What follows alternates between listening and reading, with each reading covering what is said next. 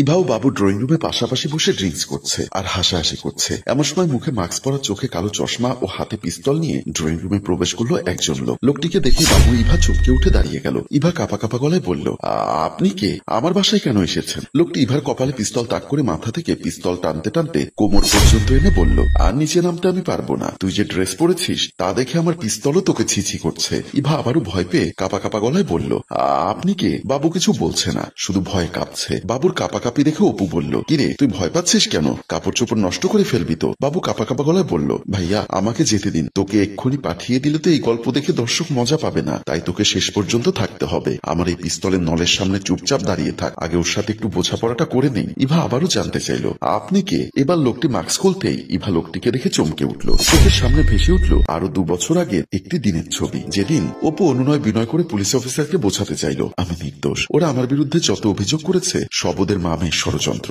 বিশ্বাস করুন অফিসার, এই বাড়ি আমার। ওদের যা কিছু দেখতে পাচ্ছেন সবকিছুই আমার। আমি প্রবাসে থেকে এগুলো সব ওদেরকে দিয়েছি। পুলিশ অফিসার বলল, আপনি তো বলদ, তাই ভুল করেছেন, কিন্তু আমি আপনার মতো বলদ না। আমি আইনের লোক, তাই আইনের গতিতেই চলবো। ওরা আপনার নামে বিশাল বিশাল মামলা করেছে, তাই আপনাকে আমি গ্রেপ্তার করতে বাধ্য হলাম। চলুন থানায় চলুন। অফিসার, আপনি কেন বুঝতে পারছেন না? আমি ষড়যন্ত্রের শিকার। এই মামে আমার সাথে ষড়যন্ত্র করেছে। আপনি কিসের শিকার আর কে কি করেছে সেটা প্রমাণ হবে আদালতে। এখন কথা না বাড়িয়ে আমার সাথে চলুন। আমি যাবার আগে তোদের একটা কথা বলে যাই, আমি তোদেরকে ছাড়বো না। তোরা আমার জীবনটাকে নষ্ট করে দিয়েছিস, আমি তোদেরকে ছাড়বো না। পুলিশ অফিসার অপুর হাত ধরে টানতে টানতে ড্রয়িং রুম থেকে বের হয়ে গেল। মা আর মেয়ে দুজন দুজনের দিকে তাকিয়ে হাহা করে হাসতে লাগলো। সেদিনের কথা মনে করে ইভা আবারও চমকে উঠে কাঁপা কাঁপা গলায় বলল, অপু তুমি? অসংখ্য ধন্যবাদ, আমাকে চিনতে পেরেছিস। তোর মা কোথায় রে? আম্মু বেডরুমে। বা দারুণ মেয়ে, এখানে বসে পরপুরুষের সাথে রঙ্গলীলা করছে, আর তোর মা কি অন্য পরপুরুষ নিয়ে রঙ্গলীলাই মজেছে? চল তোর মায়ের কাছে চল, তোর মায়ের সাথে আমার পুরনো বোঝাপড়াটা বাকি। প্লিজ অপু, তুমি মাকে কিছু বলো না, তুমি আমাকে মাফ করে দাও। আমরা তোমার সাথে অন্যায় করেছি।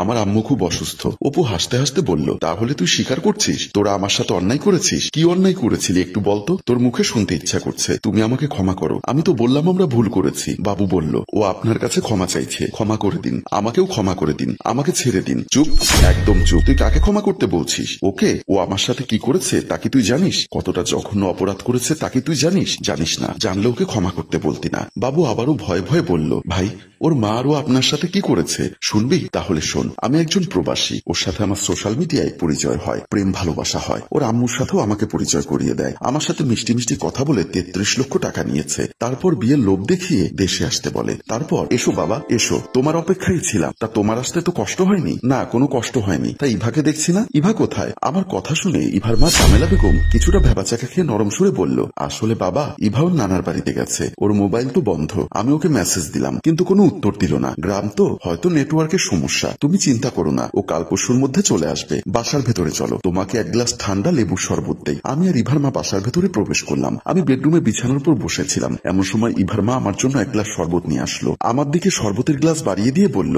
ঠান্ডা শরবত, খেয়ে নাও, কলিজাটা শীতল হয়ে যাবে। আমি শরবতের গ্লাসটা হাতে নিয়ে গ্লাসে চুমুক দিয়ে শরবত পান করতে লাগলাম। শরবত পান করার পর আমার মাথাটা কেমন জানি ঝিমঝিম করছিল। হঠাৎ মাথা ঘুরে বিছানার উপর পড়ে গেলাম। তারপর আর কিছু মনে নেই। যখন আমার জ্ঞান ফিরল তখন দেখতে পেলাম আমার পাশে ইভা বসে আছে। আমি ইভাকে দেখে খুশি হয়ে গেলাম। জানতে চাইলাম, তুমি কখন এসেছো? ইভা বলল, তুমি ঘুমিয়ে পড়েছিলে, তোমাকে ডাকিনি। তোমার মাথার কাছে বসে তোমার মাথায় হাত বুলিয়ে দিয়েছিলাম। তা তোমাকে বলেছিলাম বিদেশ থেকে এসে আমার বাড়িতে উঠবে। তা তুমি তোমার ভাইয়ের বাসায় উঠলে কেন? তাতে সমস্যা কোথায়? আমি তো তোমার কাছে এসেছি। তা আমার জন্য কি নিয়ে এসেছো? তোমার জন্য তো আমি নিজেই হাজির হয়েছি। তুমি মুখে মুখে শুধু আমাকে ভালোবাসো, বিয়ে করতে চাও না। এমনটা তোমার কেন মনে হলো? তুমি যদি চাও আজকেই তোমাকে বিয়ে করব। সত্যি আজকে তুমি আমাকে বিয়ে করবে? অবশ্যই তোমাকে আজকে বিয়ে করব। তুমি অপেক্ষা করো, আমি কাজী ডেকে নিয়ে আসছি। বলে আমি বিছানা থেকে নেমে রুম থেকে বের হয়ে গেলাম। কিছু সময় পর একজন কাজীকে নিয়ে বাসার ভেতরে প্রবেশ করতেই ইভার মা সামনে দাঁড়িয়ে বলল, কাজী সাহেব আপনি ড্রয়িং রুমে বসুন, আমি একটু অপুর সাথে কথা বলবো। কাজী ড্রয়িং রুমে প্রবেশ করলো। জমেলা বেগম মোবাইলের গ্যালারি থেকে একটা ভিডিও চালু করে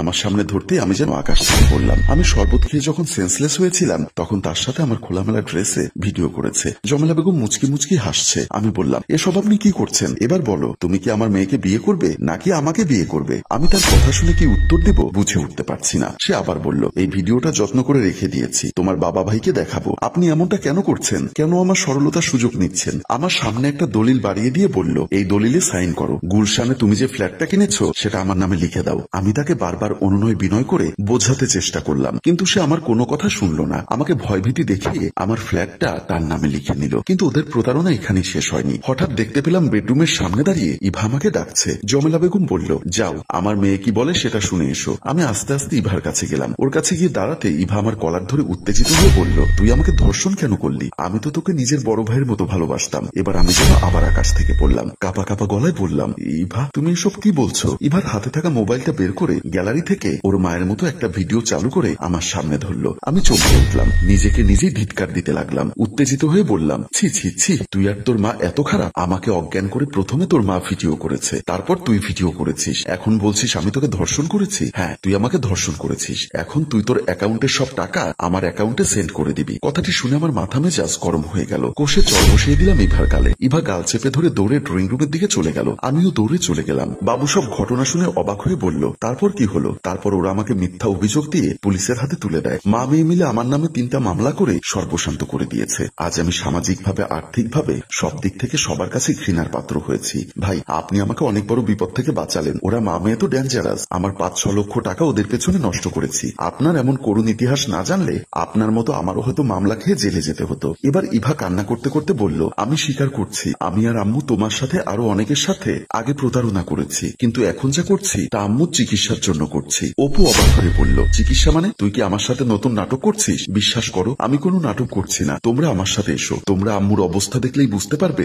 আমি এখন যা করছি আম্মুকে সুচিকিৎসা দেওয়ার জন্যই করছি। তুমি চলো আমার সাথে। ঠিক আছে চলো। সবাই ড্রয়িং রুম থেকে বের হয়ে গেল। সবাই বেডরুমের ভেতরে প্রবেশ করতেই জমেলা বেগমকে দেখে অপু কিছুটা অবাক হয়ে গেল। বিছানায় হেলান দিয়ে সামনের দিকে ফেলফেল করে তাকিয়ে আছে জমেলা বেগম। বিমর্ষ চেহারা দেখে মনে হচ্ছে অনেক দিনের অসুস্থ অবস্থায় আছেন তিনি। ইভা কাঁদো কাঁদো গলায় বলল, আমরা তোমার সাথে অন্যায় করেছি, কিন্তু পাপের শাস্তি আমার মা পাচ্ছে। তুমি জেলে যাওয়ার 1 মাসের মধ্যেই আম্মা 2বার ব্রেন স্ট্রোক করে। এখন সে কাউকে চিনতে পারে না, কারোর সাথে কথা বলে না। ডাক্তার বলেছে উন্নত চিকিৎসার জন্য বিদেশে নিতে হবে, অনেক টাকার প্রয়োজন। কিন্তু দেশের চিকিৎসা করতে করতে যা কিছু সম্বল ছিল সবকিছু শেষ করে ফেলেছি। বাবু বলল, আল্লাহ ছাড় দেয় কিন্তু ছেড়ে দেয় না। তার বিশাল একটা উদাহরণ হচ্ছে এই মা আর মেয়ে। ভাই, ওদের বিচার আল্লাহ করেছে, আপনি মরাকে আর কি মারবেন? অপু মনে মনে বলল, সত্যি আল্লাহ ছাড় দেয় কিন্তু ছেড়ে দেয় না। ইভা দুহাত জোর করে ক্ষমা চাইতে লাগলো। প্রিয় ভিউয়ার্স, ভুলটা কার? দোষটা কি শুধু ইভার নাকি অপুর দোষও আছে? কিছু প্রবাসী ভাই আছে যারা নিজের দোষে এমন ফাঁদে পড়ে শেষ পর্যন্ত নিঃস্ব হয়ে হাহাকার করে। তাদের সাবধানতাই পারে এমন বিপদ থেকে রক্ষা করতে। গল্পটি ভালো লাগলে লাইক, কমেন্ট ও শেয়ার করুন। গল্পটি রচনায় ফেরদৌস অপু, পরিচালনায় মোশাররফ হোসেন মৃদুল।